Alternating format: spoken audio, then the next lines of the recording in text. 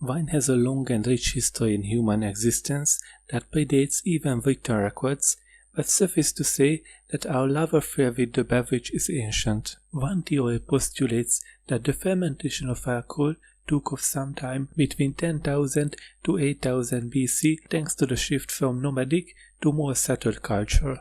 Because people were staying in one place, they began raising crops that eventually led to the production of wine. We don't have any bottles left from that early era, but there is one variety that dates back much farther than any of us have been alive. So how old is the oldest bottle of wine? Known as Römerwein or the Speyer wine bottle, it is at least 1650 years old. This dates back to the 4th century, sometime between 325 and 359 AD.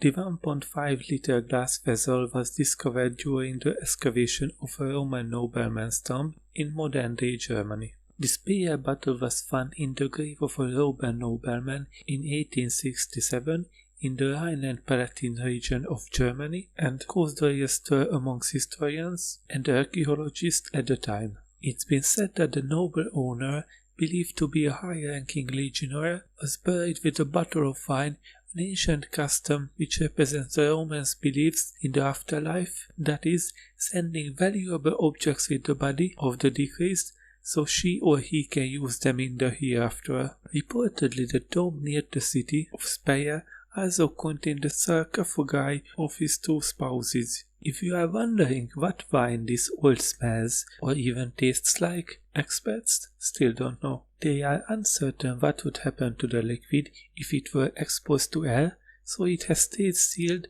with a thick stopper of wax and olive oil. At this point, whatever alcohol was in there is probably long gone. This incredible piece of history is now on display at the Historical Museum of Palatinate in Speyer, Germany, where only one man will handle the bottle because everyone else is just too afraid. So, could you drink what's left? On microbiological level, yes. Researchers say it's likely safe and won't kill you, although the wine won't taste good. The bosses of the 5 French sparkling wine house, Veuve Clicquot, thought Christian Ekström was a prankster when he first called them in 2010. The professional diver and brewery owner discovered dozens of bottles of exclusive champagne at the bottom of the Baltic Sea in a schooner wreck, most likely sunk in 1840 close to Åland. Now 8 bottles of the select antique cargo are being auctioned in Mariehamn, the capital of the 6,700 autonomous Åland Islands which belong to Finland. It was already the second attempt by Åland's government to sell a part of the 164 bottle haul. They used the champagne as a marketing tool.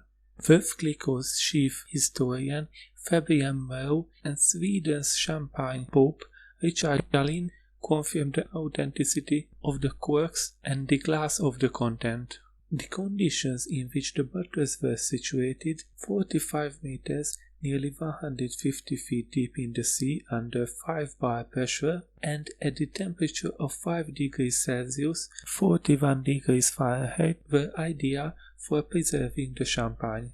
Alongside the Veuve Clicquot treasures, a number of other Heidig-branded bottles and dozens from the sparkling wine house Juggler were also discovered in the wreck. They are not just a collection of rare dopes, but also the oldest champagne ever discovered.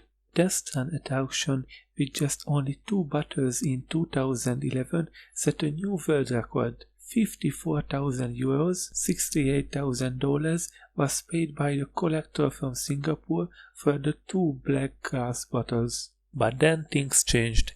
8 of the precious rarities sold within the estimated price range of €10,000 to €15,000. 3 bottles were withdrawn by Åland's government because the bids were even lower. The rest of the bottles waiting to be auctioned were taken to a secret location on Åland and stored in an underground bunker, complete with alarm and heavyweight steel door. There, in one of the refrigeration rooms, the precious haul is protected from climate fluctuations, bomb attacks, and radioactive waves, and can be kept for future auction. But more significant than the auction is the dispute over the exclusive drinks. Should the bottles of champagne be auctioned at all? Are they not historical artifacts, just like the shipwreck and the plates, jars, and nautical instruments found with them? By the terms of the UNESCO Convention, the precious champagne is not permitted to be auctioned. Jenny Lucenius, an archaeologist who works for Eland Museum, also agreed. From an archaeological point of view, they are all artifacts which were found in the wreck, Douglas artifacts. Because of that, the bottles of champagne cannot be sold, she said. But politicians have followed a different agenda and classified the champagne as pure commodity and drinkable foodstuff. Eland's culture minister Johan N. sees things differently. For us, the champagne is not a cultural object but a commodity like apples or pepper, and at some point it will evaporate. Think about the carbon dioxide, he explained. But the commercialization of the antique drinks was also criticized and rejected at the UNESCO headquarters in Paris. Further still, according to the terms of the convention, the actions of Eland could be considered looting an archaeological site. Still, there is one winner in all this. Christian Ekström, the diver who discovered the champagne at the bottom of the ocean, was not only the first, misjudging their word, to have emptied one of the champagne bottles with friends aboard his diving vessel.